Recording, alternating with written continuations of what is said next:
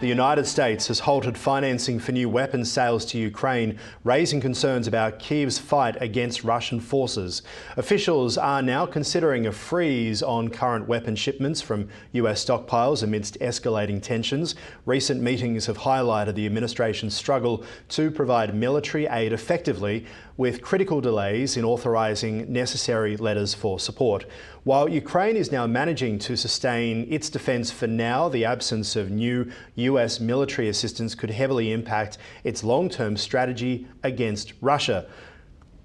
It's a great deal for us because, Biden very, very foolishly, stupidly, frankly, gave $300 billion and $350 billion more accurately to a country to fight and to try and do things. And you know what happened? We get nothing. We get nothing. Just gave it. We could have rebuilt our entire U.S. Navy with $350 billion. Think of it, $350 billion. We could have rebuilt our U.S. Navy. So he gave it away as fast as the money could be gone. And what we're doing is getting that all back and a lot more than that. And what we need, it's very important for this business that we're talking about here with chips and semiconductors and everything else. We need rare earths. And the deal we have is we have the finest rare earths that you can. All right, for more, let's bring in Oz Sultan from Sultan Interactive Group. Great to have you here. What have you made of the week thus far? And of course, we're only partway through. It's been interesting all in all. We found out recently that, the mineral deal had been put forth to Zelensky twice. He had actually turned it down twice, but then requested the White House meeting. So there's a larger looming question of what exactly was he trying to do there. There's the strangeness of him calling, J.D. Vance a female dog in Ukrainian under his breath and getting caught on a hot mic. And then, there's the forward motion from this where he meets with King Charles, where he starts galvanizing the European support. But the big question is really kind of down to, is the war going to continue?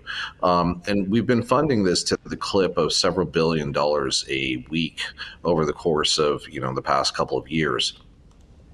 That's stopping right now. At least, that's what President Trump has outlined. I think where we are is in a negotiating perspective. We've got a tremendous amount of outflows to Ukraine. There's been a tremendous amount of death that we've seen, not just on the part of Ukrainians, but also on the part of the Russians.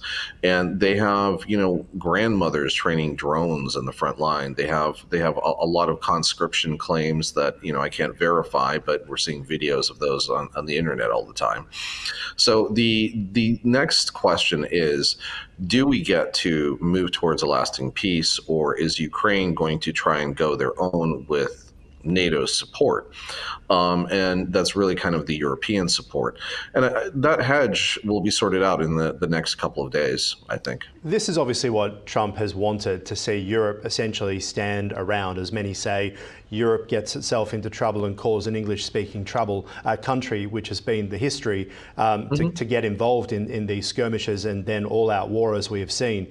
Donald Trump heading into isolationism, do you think he really is, or do you think this is a negotiating tactic, A, to show Putin that he's serious about negotiating with Putin, listening to what Putin has said? Some have said that Donald Trump's words sound like they've come from the Kremlin. But in a negotiating tactic, you have to show the side that is winning, which is Russia in the war, that you are willing to listen to them rather than dictate to them terms.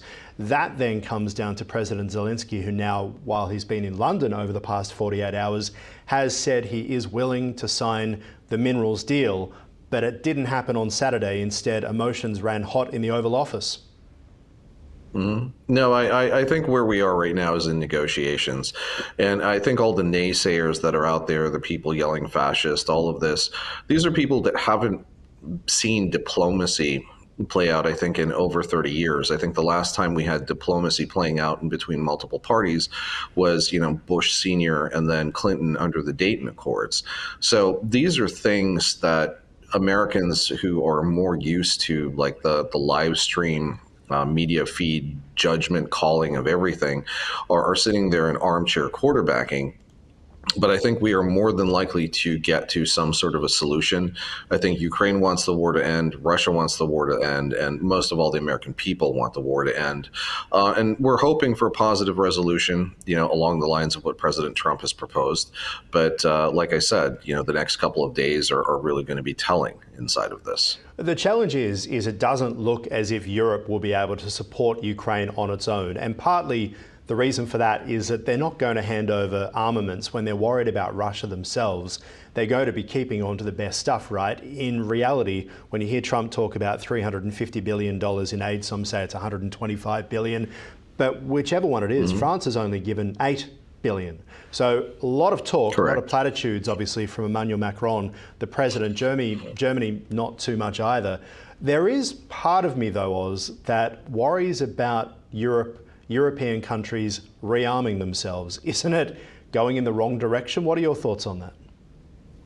We've had a footprint in Germany since 1948, right? And we continue to operate organizations within Germany that provide their protection outside of the military, but also work on tech transfer and a few other things. The longer term perspective here has to be for the Europeans to stand on their own footing.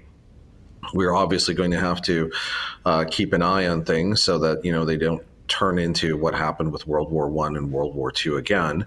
But I think there's also a bigger question of the quagmire of what has become the European Commission and where Europe is going. Germany had, saved a Ukrainian package that they didn't even tell their voters about until after the election. So where they're going now is what they're planning on putting a couple $2 billion in. How long is that going to keep a war running, and to what end? So it doesn't sound like a fully baked policy.